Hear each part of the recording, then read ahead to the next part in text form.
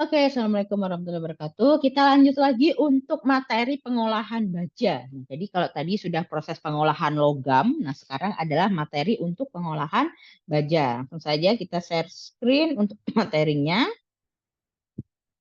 Nah, di pengolahan baja gitu ya. Jadi baja pada dasarnya adalah besi atau Fe dengan tambahan unsur karbon sampai dengan 1,67% maksimal ini ya. Jadi tambahan unsur karbonnya 1,67% ini adalah maksimal, nilai maksimal untuk tambahannya itu.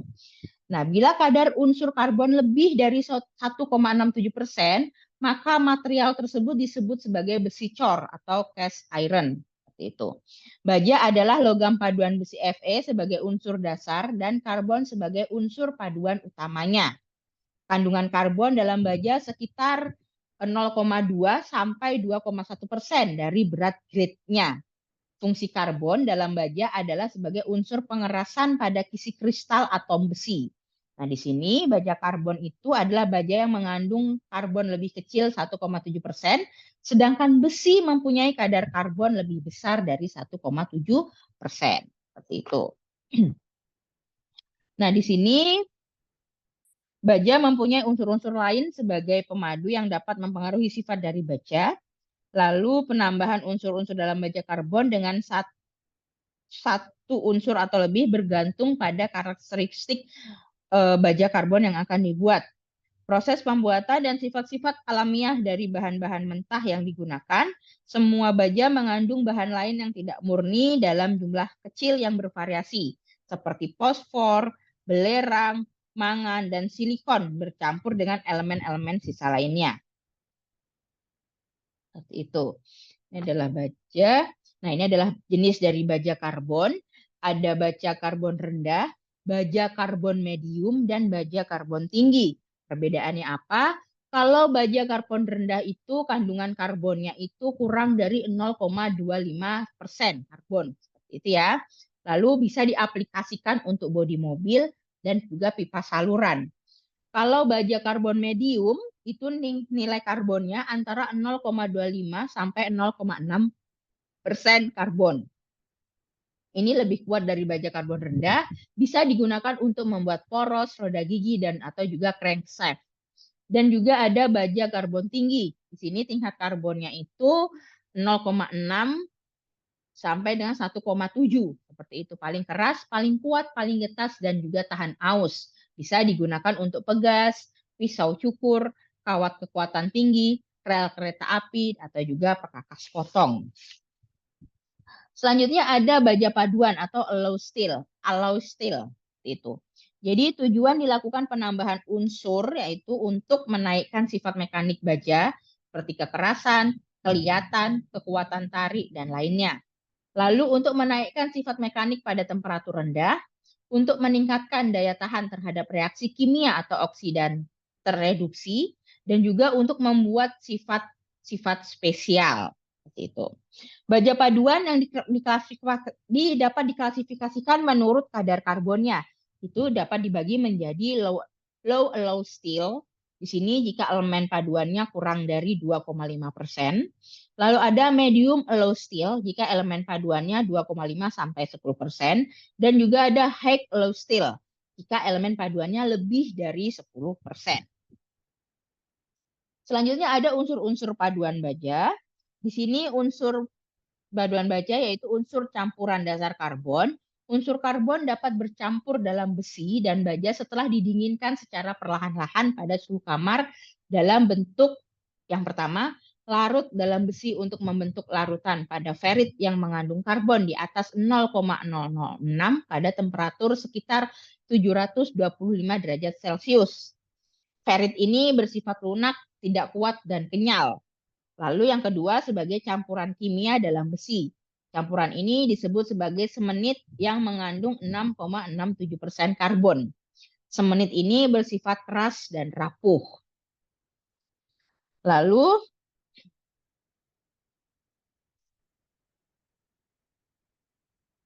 tujuan utama dari penambahan unsur lain ke dalam baja adalah untuk mengubah pengaruh dari karbon. Seperti itu. Jadi unsur karbon dapat bercampur dalam besi dan baja setelah didinginkan secara perlahan-lahan pada suhu kamar.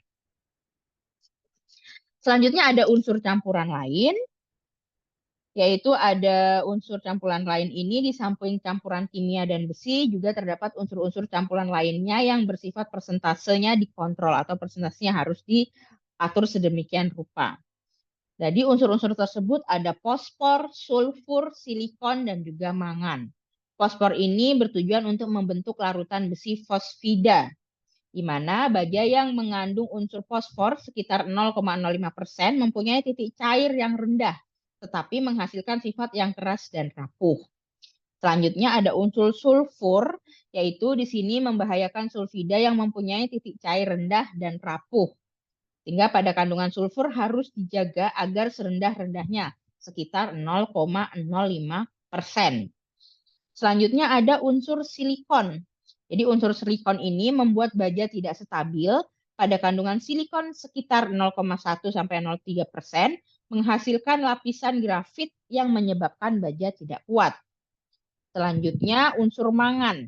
Unsur mangan ini bercampur dengan sulfur ketika baja mengandung mangan lebih dari 1%. Maka akan menghasilkan mangan sulfida dan diikuti pembentukan besi sulfida. Jadi kalau unsur campuran lain ini betul-betul harus dikendalikan atau dikontrol untuk campurannya. Agar tidak merusak si kualitas baja tersebut. Selanjutnya ada sifat fisik baja. Di sini sifat fisik baja itu menurut struktur mikroilmu logam itu dibagi menjadi dua. Ada sifat metalurgi dan ada juga sifat metalografi. Sifat metalurgi ini adalah ilmu yang menguraikan tentang cara pemisahan logam dari ikatan unsur-unsur lain. Jadi baja ini itu biasanya sangat memiliki sifat yang sangat dibutuhkan untuk pada bahan bangunan seperti itu. Beberapa sifat baja yaitu ada kekuatan, kelenturan, keuletan, kekerasan, dan ketangguhan. Nah, jadi oleh sebab itu kita perlu mengetahui sifat struktur atomnya dengan cara melakukan pengujian metalografi.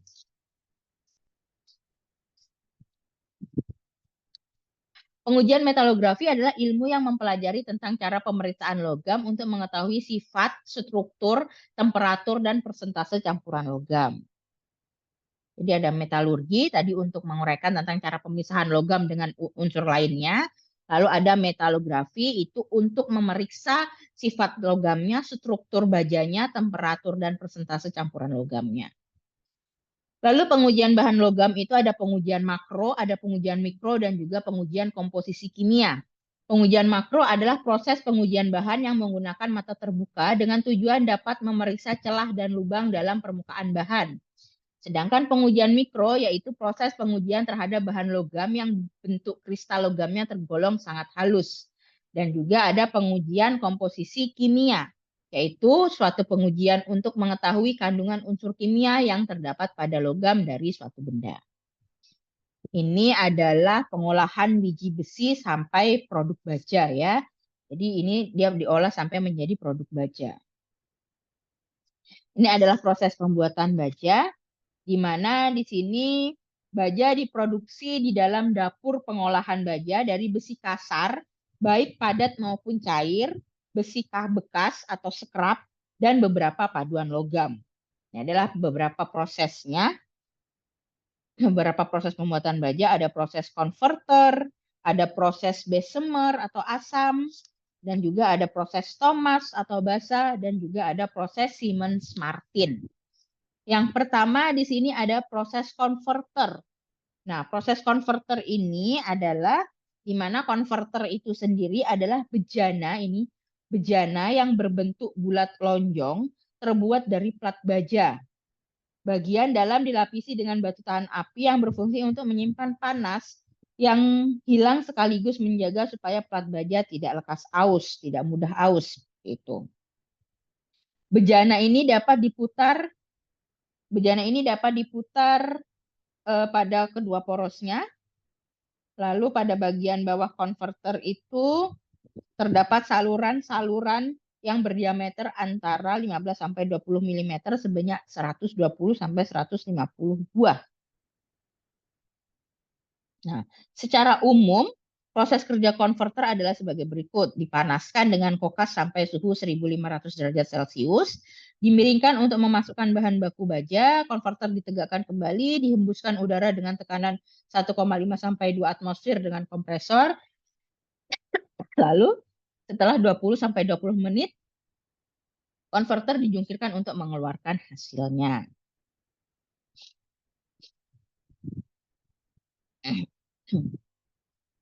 Selanjutnya ada yang dinamakan proses Thomas dan juga proses Bessemer asam gitu ya. Kalau proses Thomas ini basa, kalau proses Bessemer itu adalah asam. Nah, proses Thomas ini adalah proses pertama untuk produksi massa baja dan dari besi cair, massa baja dari besi cair. Ditemukan oleh Henry Bessemer pada tahun 1855. Konverter Bessemer adalah sebuah bejana baja dengan lapisan batu tahan api yang bersifat asam. Di bagian atasnya terbuka, sedangkan pada bagian bawahnya terdapat sejumlah lubang-lubang untuk saluran udara. Bejana ini dapat diguling-gulingkan. Jadi lalu lapisan bagian dalam terbuat dari batu tahan api yang mengandung kuarsa asam atau aksid asam. Bahan yang diolah yaitu besi kasar kelabu cair. Selanjutnya ada proses Thomas. Maaf, yang tadi itu yang ini adalah proses Bessemer asam ya. Tadi selanjutnya ada proses Thomas atau basa. Di sini lapisan dinding bagian dalam terbuat dari batu tahan api biasa atau dolomit atau kalsium karbonat dan magnesium. Besi yang diolah adalah besi kasar putih yang mengandung P antara 1,7 sampai 2%. Fosfor ya, fosfornya antara 1,7 sampai 2%. Mangan 1 sampai 2%. Silika 0,6 sampai 0,8%. Lalu setelah unsur Mn dan Si terbakar, fosfor membentuk oksida fosfor untuk mengeluarkan besi cair ditambahkan dengan zat kapur. Nah, jadi kalau proses Bessemer ini asam, tadi ditemukan oleh Henry Bessemer pada tahun 1855. Lapisan batu tahan api bersifat asam. Kalau basa, lapisan batu tahan api bersifat basa.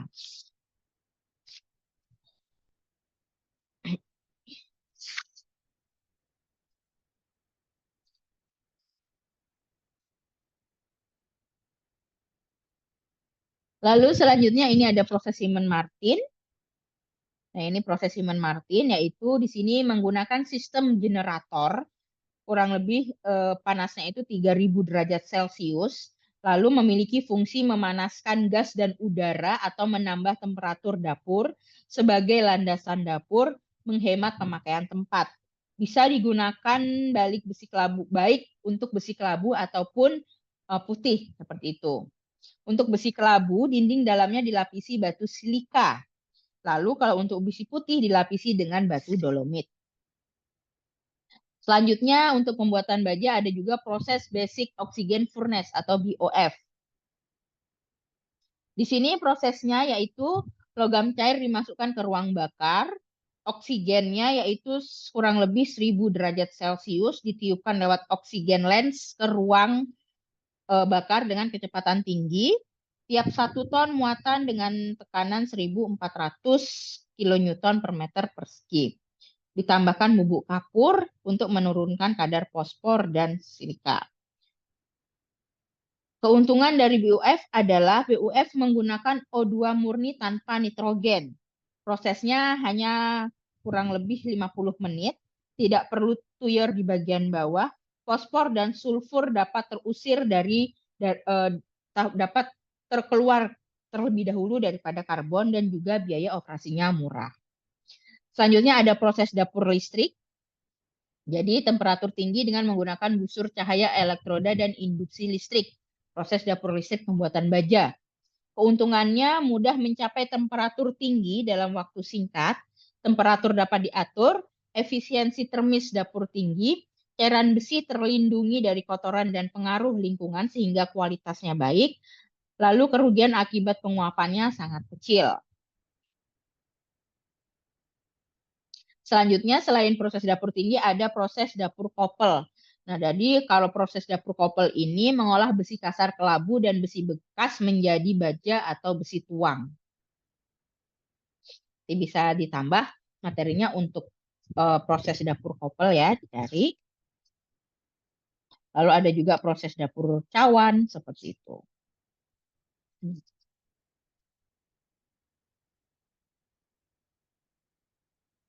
Yang selanjutnya adalah produk dari logam vero. Jadi produk dari logam vero ini ada besi kasar, besi tuang, besi tempa, besi lunak, baja karbon sedang, dan juga baja karbon tinggi.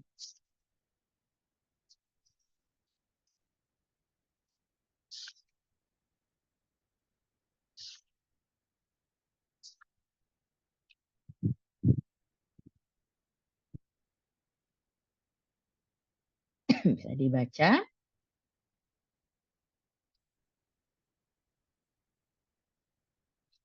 Nah, kalau besi tadi merupakan salah satu logam yang mempunyai peranan yang sangat besar bagi kehidupan sekarang, serta jenis logam terbanyak kedua di kulit bumi. Baja tahan terhadap pengaruh lingkungan, mudah dibentuk dan ditempa, memiliki kekerasan baik, mengandung 0,2% sampai 1,5% karbon. Lalu ada besi kasar, yaitu logam campuran besi dan karbon yang mengandung unsur logam campuran lainnya di atas 10%.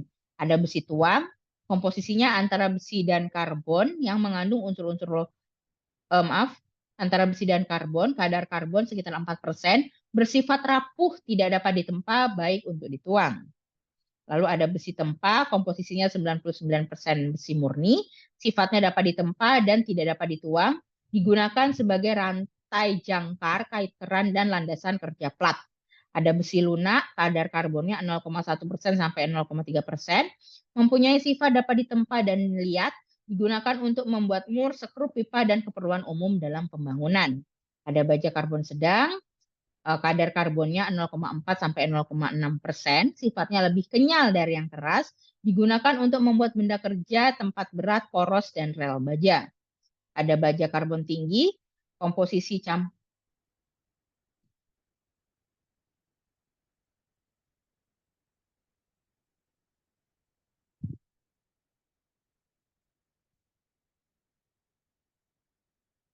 baja karbon tinggi, komposisi campuran besi karbon dengan kadar karbon 0,7 sampai 1,5% dan juga baja karbon tinggi dengan campuran. Gitu. Ini adalah besi kasar.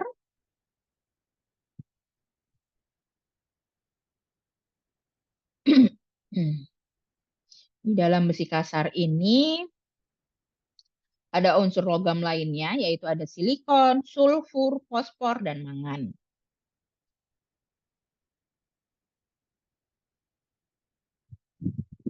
Ada besi tuang. Besi tuang ini itu terbagi lagi, yaitu eh, besi tuang kelabu, terbagi dari 3 jenis ya, ada besi tuang kualitas biasa, besi kualitas tinggi, dan besi tuang paduan. Ada besi tuang kelabu, ada besi tuang putih, besi tuang tempa putih, besi tuang tempa hitam, besi tuang tempa perlit, besi tuang kualitas tinggi, dan besi tuang paduan. Nah, besi tuang ini dapat digunakan untuk membuat alas mesin, meja perata, badan ragum, bagian-bagian mesin bubuk, blok silinder, dan cincin torak.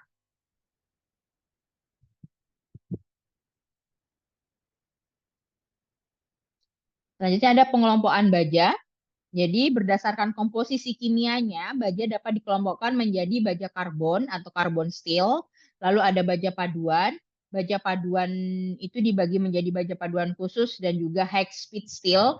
Dan juga ada baja paduan sifat khusus, di mana baja tahan karat yaitu stainless steel, high strength low alloy steel, dan juga baja perkakas.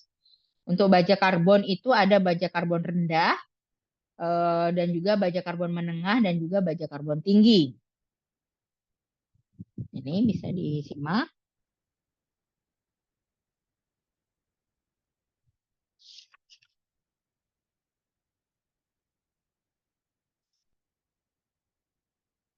Nah, kalau berdasarkan penggunaannya, baja dibagi menjadi baja konstruksi, baja perkakas. Lalu berdasarkan strukturnya ada baja perlit, baja martensit, dan juga baja austenit. Ini adalah pengelompokan baja. Selanjutnya ada logam non-ferro. Nah, jadi logam non-ferro ini itu atau logam non-besi seperti itu adalah logam yang tidak mengandung unsur besi atau Fe. Logam non-ferro murni kebanyakan tidak digunakan begitu saja tadi contohnya misalnya, tapi ada juga yang langsung bisa digunakan misalnya kayak platina, emas ataupun perak seperti itu.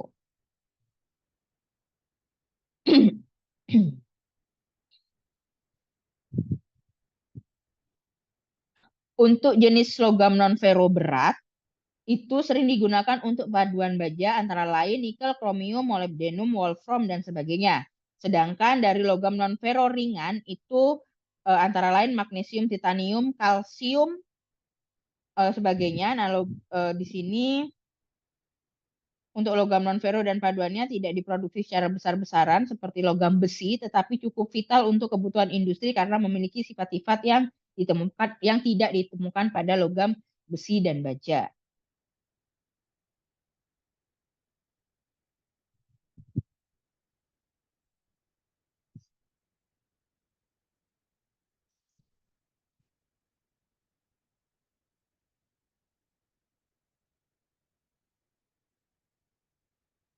Nih jenisnya ada logam berat untuk logam non-ferro, logam berat, logam ringan, dan logam mulia.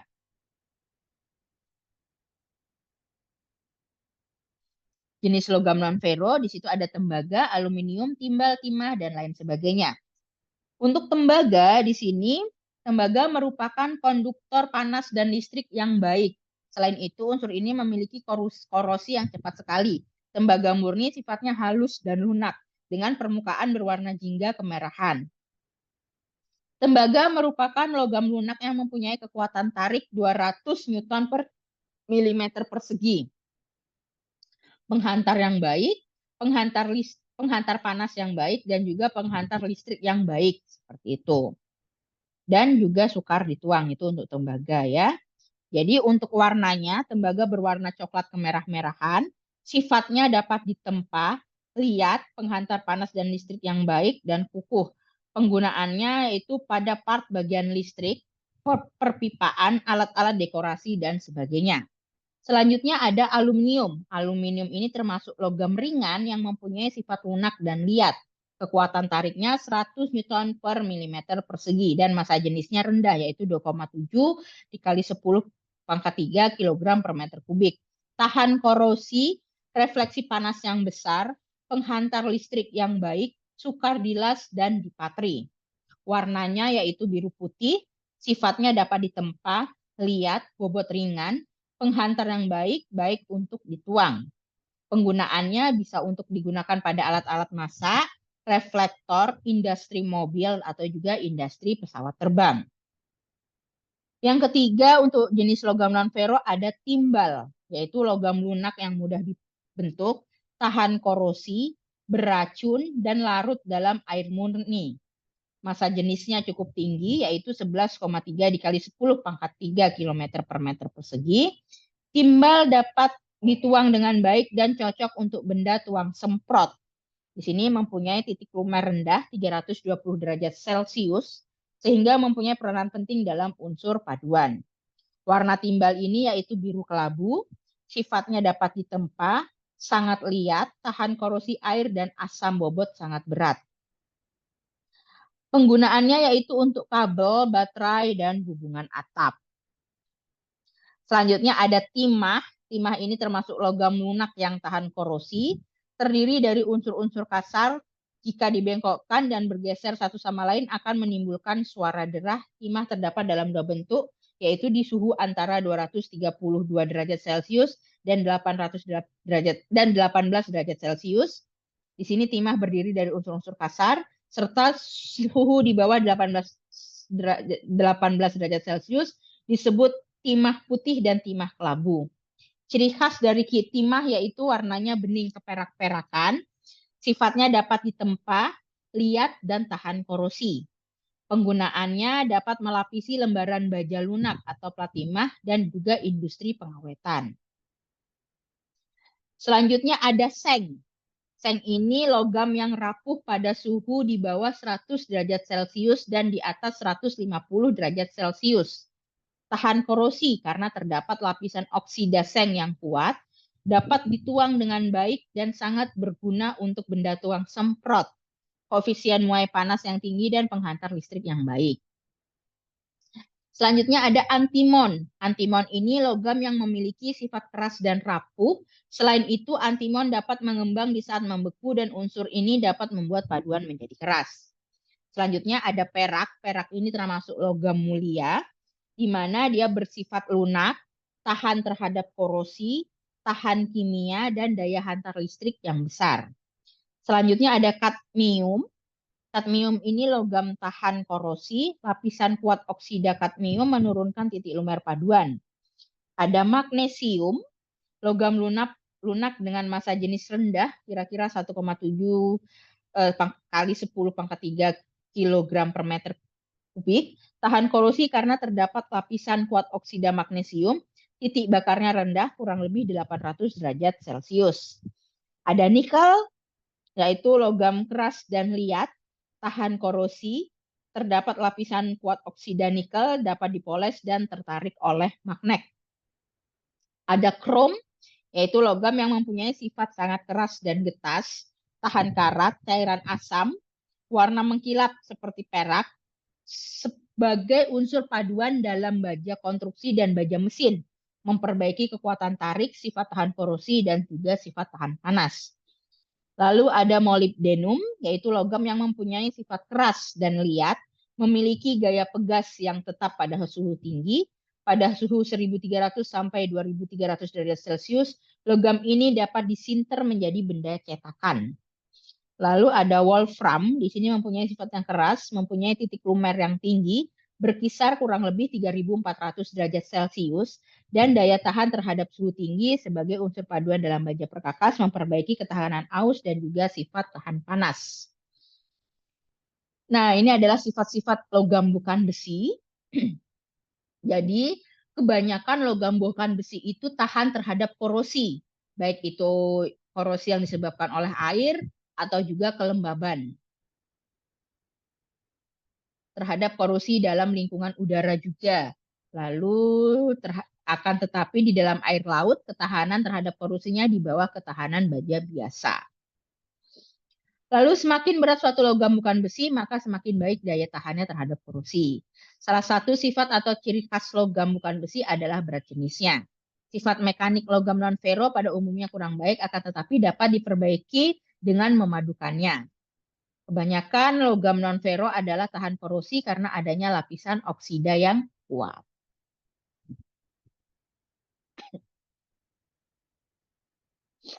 Selanjutnya ada logam paduan. Di sini logam paduan atau metal alloys adalah bahan campuran yang mempunyai sifat-sifat logam, terdiri dari 2 atau lebih unsur-unsur logam dan juga sebagai unsur utama campurannya adalah logam. Ini merupakan pencampuran 2 jenis logam atau lebih untuk mendapatkan sifat fisik, mekanik, listrik, dan visual yang lebih baik.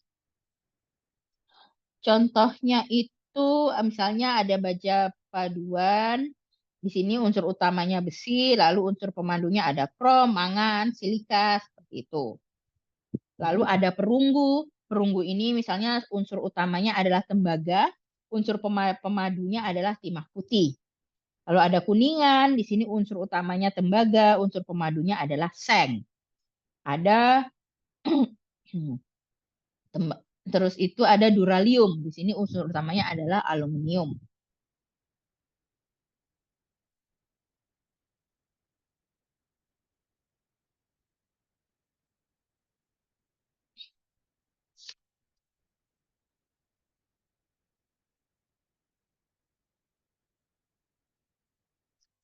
Nah, lalu kalau tadi macam-macam paduan alloy tadi itu berdasarkan ini apa ada kuningan atau brass dan juga ada perunggu atau bronze, ya.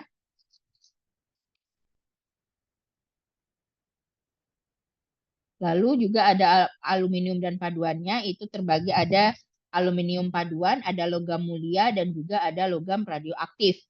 Nah, sifat aluminium tersendiri itu adalah tahan korosi, penghantar listrik dan panas yang baik, ringan dengan berat jenis 2,7, kalau baja 7,8. Lalu kekuatannya rendah tetapi strength to weight rasionya lebih tinggi daripada baja. Nah, ini macam-macam paduan dan kegunaannya. Ada nama paduannya wolfram atau tungsten. Kegunaannya untuk paduan baja, kawat pijar, dan bahan campuran elektroda, lastik atau wick. Ada molybdenum. Kegunaannya yaitu pada paduan baja, pipa-pipa, dan alat Thomson. Ada tantalum untuk alat-alat kedokteran. Ada kromium, yaitu paduan baja tahan karat, pelapis logam, dan pelindung tahan karat.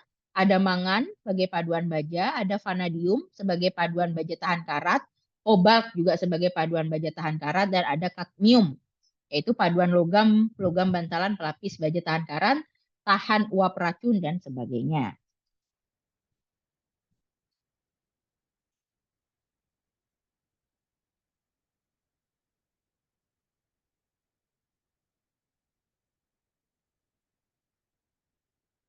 Ini campuran non-ferro. Jadi campuran non-ferro ini merupakan campuran antara logam non-ferro berat maupun logam non-ferro ringan. Nah, yang termasuk dalam campuran non-ferro ini ada loyang, ada perunggu fosfor, duralium, platina, silisium, mangan, karbon, dan krom. Kalau loyang ini yaitu memiliki komposisi tembaga 65%, sengnya 35%. Sifatnya empuk, lunak, seperti itu. Penggunaannya untuk batang, kawat, sekrup, paku keling, dan tuangan. Selanjutnya ada perunggu fosfor. Ini komposisinya tembaga 90%, timah 9%, fosfor 1%. Sifatnya kenyal, tahan korosi dengan baik. Penggunaannya untuk bantalan mesin dan juga pompa air. Ada duralium, komposisinya aluminium 95%, tembaga 4%, mangan 1%. Sifatnya dapat ditempa, liat, dapat dipukul dengan palu, dan juga dapat direntang. Bobotnya ringan dan kukuh. Penggunaannya untuk pesawat terbang, suku bagian kendaraan, paku keling, mur, dan baut. Ada plat timah. Di sini plat timah lembaran tipis baja lunak dilapisi timah pada kedua belah sisi dan pada semua tepinya. Lalu ada silisium, yaitu unsur paduan baja konstruksi dan baja mesin dapat menambah kekuatan dan elastisitas, meningkatkan ketahanan terhadap asam pada suhu tinggi dan memperbaiki ketahanan listrik. Ada mangan, mempunyai sifat keras dan getas, tidak tahan terhadap pengaruh oksida di udara, sebagai unsur paduan baja konstruksi dan baja mesin dapat memperbaiki kekuatan tarik dan tahan aus. Lalu ada karbon. Di sini dapat membentuk karbit dengan unsur Ni dan Mn. Oleh karena itu unsur pembentuk karbit membentuk banyak karbit dalam baja. Dan juga ada krom. Di sini menambah kekuatan tarik dan keplastikan, menambah mampu keras, meningkatkan ketahanan korosi dan juga tahan suhu tinggi. Biasanya krom ini digunakan untuk melapisi. Jadi kalau kita biasanya dengar dilapisi krom gitu ya. Jadi ini untuk membuat dia itu lebih kuat, lebih mengkilat, lebih cantik seperti itu. Dan juga tahan terhadap karat, korosi, seperti itu. Selanjutnya ada bahan teknik bukan logam. Di sini ada plastik. Terus itu selanjutnya ada bahan isolasi dan ada bahan packing. Seperti itu. Jadi kalau plastik ini tahan korosi, plastik yang sekarang kita dalam dunia produksi gitu ya. Bahkan ada beberapa misalnya kita ada produksi mobil gitu, motor seperti itu, ada yang sudah berpindah itu, yang zaman dulu itu mobil itu biasanya benar-benar mayoritasnya itu terbuat dari baja seperti itu, tapi sekarang banyak juga part-part mobil, part-part motor seperti itu, part-part mesin seperti itu yang bisa digantikan oleh plastik seperti itu. Plastik ini bersifat tahan korosi oleh atmosfer ataupun oleh beberapa zat kimia. Oleh karena itu biasanya dia digunakan untuk bahan-bahan yang berada di lingkungan-lingkungan yang bisa mempercepat korosi. Lalu berat jenisnya cukup rendah, sebagian dapat mengapung dalam air. Cukup ulet dan kuat, tetapi kekuatannya di bawah logam. Bahan termoplastiknya mulai melunak pada suhu yang rendah. Kekurangannya yaitu kecenderungan memuai, yaitu menjadi lebih panjang dengan adanya beban. Jadi kalau namanya plastik itu kan dia kayak bisa tertarik gitu ya. Apalagi jika dia terkena panas, seperti itu dia gampang mudah tertarik. Suhu di atas 200 derajat Celcius sifatnya menjadi kurang baik. Terjadi perubahan polimer selama pemakaian yang kemungkinan sekali karena aksi dari sinar ultraviolet.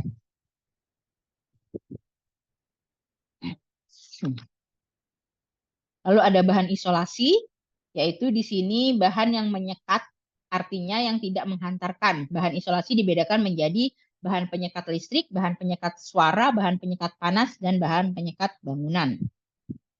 Bahan penyekat listrik ini yaitu bahan ini harus tahan terhadap tegangan, arus listrik, dan tidak boleh menghantarkan listrik. Walaupun lembabnya udara dan buruknya keadaan suhu. Bahan-bahan penyekat listrik yaitu ada produk alam yaitu mika dan juga asbes. Lalu ada bahan keramik yaitu porselin dan steatif sebagai isolator dan juga kaca, lampu dan pipa. Zat cair yaitu minyak isolasi dan juga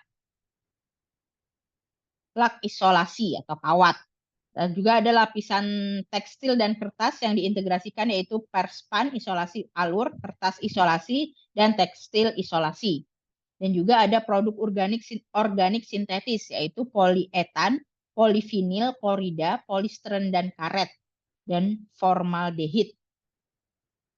Lalu kalau bahan penyekat suara, bahan ini harus sedikit mungkin dapat ditembus suara dan bahan ini sangat penting dalam konstruksi bangunan kapal. Jadi kayak peredam suara seperti itu. Zat penyekat suara yang paling baik ialah udara dinding.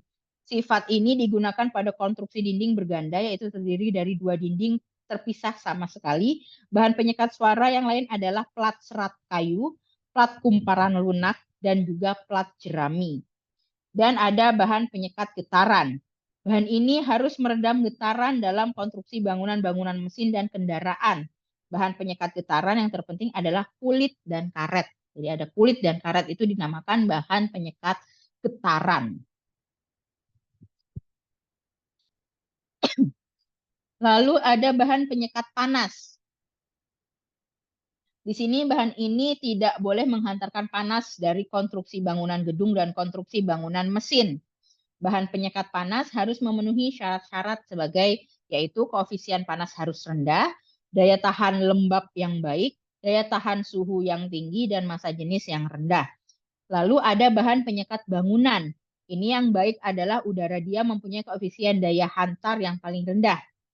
Konstruksi dinding berlapis di mana udara diam, terdapat suara yang baik, juga bekerja sebagai isolasi panas yang sempurna. Bahan penyekat yang terdiri dari bahan penyekat bangunan ini adalah kayu, plat serat kayu, plat gabus, plat damar buatan, plat beton batu apung, plat semen asbes, dan juga kertas yang dipreparasikan. Selanjutnya ada bahan packing, yaitu bahan yang digunakan untuk perapat ruangan yang berisi zat cair atau gas. Sifat perapatannya dibedakan menjadi 2 jenis, yaitu ada perapat statis dan ada perapat dinamis. Perapat statis adalah perapat bagian yang tidak bergerak terhadap satu sama lain, seperti packing tutup silinder head, carter, dan lainnya. Sedangkan perapat dinamis yaitu perapat bagian-bagian yang bergerak terhadap satu sama lain. Perapat dinamis ini dapat dibedakan dalam 2 kelompok, yaitu perapatan bagian-bagian yang bergerak bolak-balik terhadap satu sama lain, dan juga perapatan bagian-bagian yang berputar terhadap satu sama lain. Demikian untuk pengerjaan baja seperti itu. Jadi ada bahan-bahan teknik logam, ada juga bahan-bahan teknik bukan logam. Baja sendiri itu tadi bisa diolah dengan beberapa proses. Jadi ada beberapa jenis proses itu beda-beda. Dan juga dia ketahanan korosinya itu berdasarkan dari berat jenisnya, dari jenisnya seperti itu. Jadi silahkan dipelajari, dicari referensi-referensi lainnya agar bisa lebih memahami lagi. Mohon maaf jika ada salah kata. Sampai jumpa lagi di video selanjutnya. Assalamualaikum warahmatullahi wabarakatuh.